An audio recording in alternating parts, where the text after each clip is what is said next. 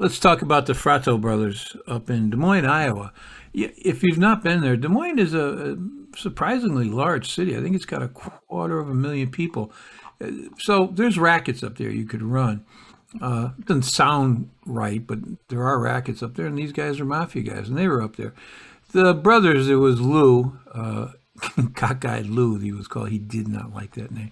And his brother Frankie, who was called One-Eared Frankie. What else? How'd you like to have two brothers named One Ear and Cockeye?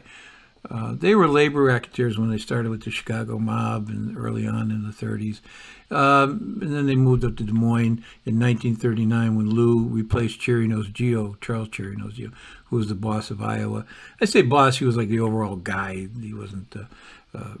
He was Chicago's representative. Chicago decided that territory was theirs, and they in turn answered to Milwaukee Phil Alderisio, who was supposed to be the Frattos' cousin.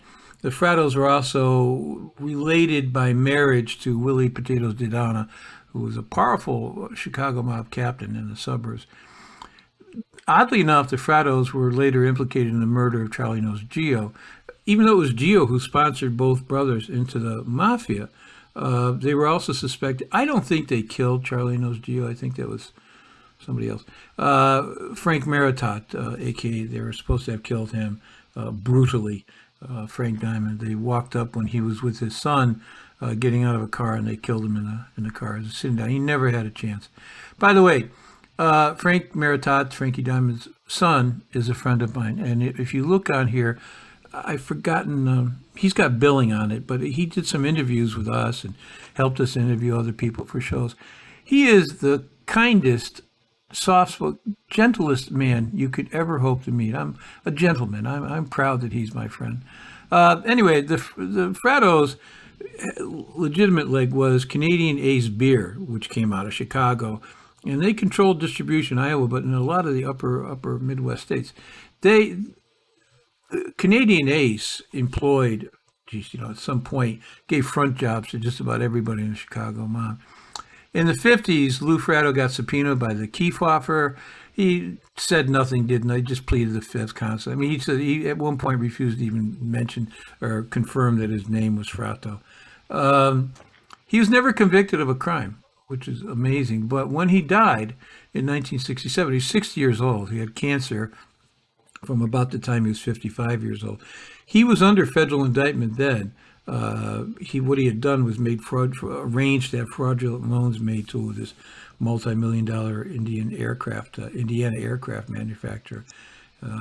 So his brother, Frankie, a.k.a. One Ear, was described as a terrorist by the Chicago Crime Commission. It's out of line for them. They usually weren't that vehement about things, the commission. But anyway, his record for arrest dated back to about 1941. He had arrested, for friggin' everything. He was a fugitive from justice, theft, assault to commit murder, interstate theft of whiskey. That one was kind of shaky, but they got him on that. He was also available for mob murders when they needed him. He was a prime suspect in the 1957 cowardly murder of a bar owner, a former convict, a guy named Willard Bates. Bates fired back. 4 of them bushwhacked him. He got one of them. Whoever they got, escaped, but he wounded him, and they murdered him. In 1969, things were just too hot. So in 1969, he moved up to Des Moines to work with his brother. He died of cancer in 1996. Moving along, we go to Ruby Fratto, who is the nephew of Lew Fratto. Rudy, according to federal authorities now, not me, is currently a pretty high-ranking member of the Chicago mob, the Elmwood Park crew, according to the FBI. In 2005, Fratto, again, this is according to the FBI, an agent named John Mallow, was reported to have been one of the 5 guys who attended a dinner in Elmwood Park restaurant.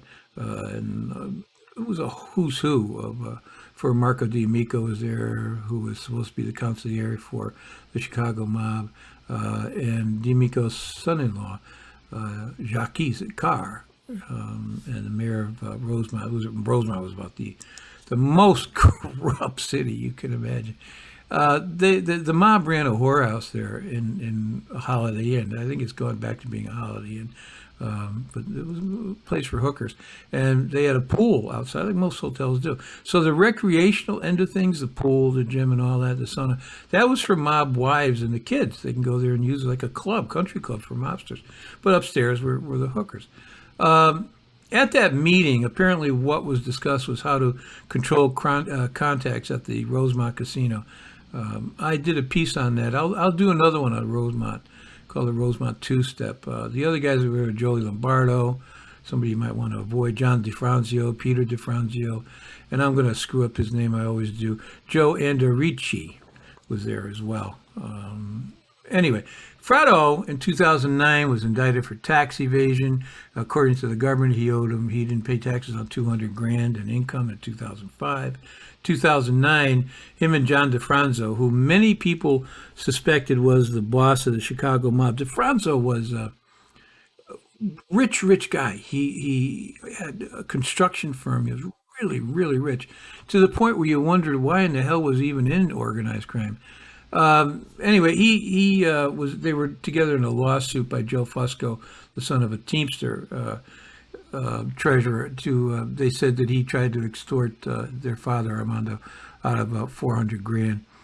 Fratto was convicted for evading tax evasion for 7 years. In 2010, he was sentenced to a year and a day in a federal prison. He had to pay $141,000 in restitution.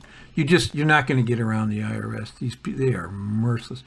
He was released in July 2011. Then in October, just a few months later, he pleaded guilty in a separate bid rigging scheme involving forklift contracts and so on and so forth at the exposition in Chicago. He was sentenced to about a year in jail in 2012. And them's are the Frattos. I guess they'll be with us a long time.